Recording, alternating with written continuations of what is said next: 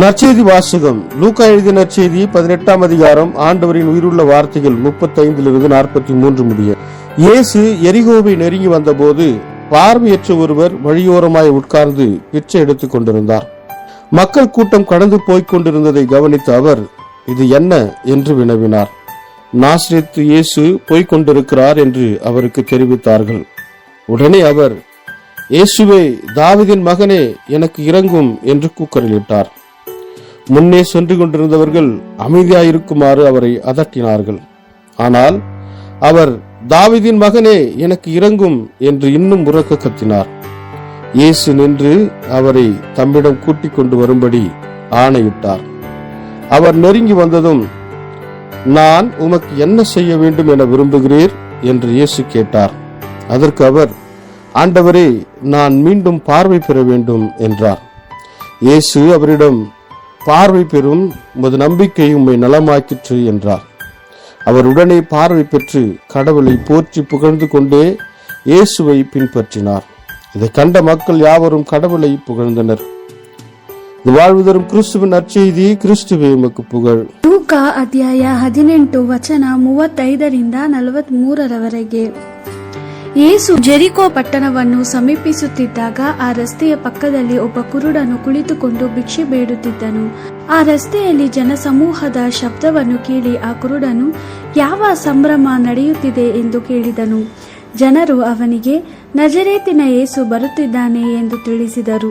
ಆ ಕುರುಡನು ಗಟ್ಟಿಯಾಗಿ, ಯೇಸುವೆ, ದಾವೀದನ ಕುಮಾರನೇ, ದಯಮಾಡಿ ನನಗೆ ಸಹಾಯ ಮಾಡು ಎಂದು ಕೂಗಿದನು. ಜನಸಮೂಹದ ಮುಂದಿದ್ದ ಜನರು ಕುರುಡರನ್ನು ಗದರಿಸಿ ಅವನಿಗೆ ಮಾತಾಡಕೊಡದೆಂದು ಹೇಳಿದರು.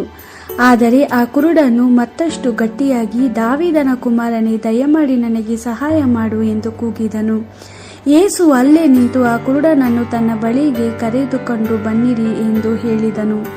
ಆ ಕುರುಡನು ಹತ್ತಿರಕ್ಕೆ ಬಂದಾಗ ಯೇಸು ಅವನಿಗೆ, ನಾನು ನಿನಗಾಗಿ ಏನು ಮಾಡಬೇಕು ಎಂದು ಕೇಳಿದನು.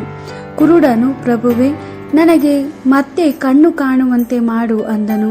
ಯೇಸು ಅವನಿಗೆ, ನೀನು ನಂಬಿದ್ದರಿಂದಲೇ ನಿನಗೆ ವಾಸಿಯಾಯಿತು ಎಂದು ಹೇಳಿದನು. ಆಗ ಆ ಕುರುಡನಿಗೆ ದೃಷ್ಟಿ ಬಂದಿತು.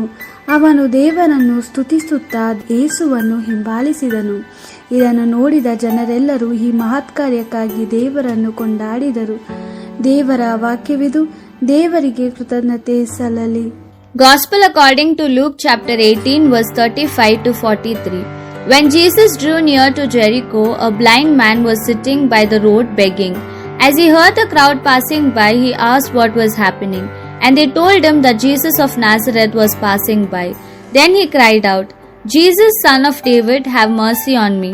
The people in front scolded him, telling him to keep quiet, but he cried out all the more, Jesus, son of David, have mercy on me. Jesus stopped and ordered the blind man to be brought to him, and when he came near, he asked him, what do you want me to do for you? And the man said, Lord, that I may see. Jesus said, receive your sight, your faith has saved you. At once the blind man was able to see, and he followed Jesus, giving praise to God, and all the people who were there also praised God. The Gospel of the Lord. Praise to you, Lord Jesus Christ.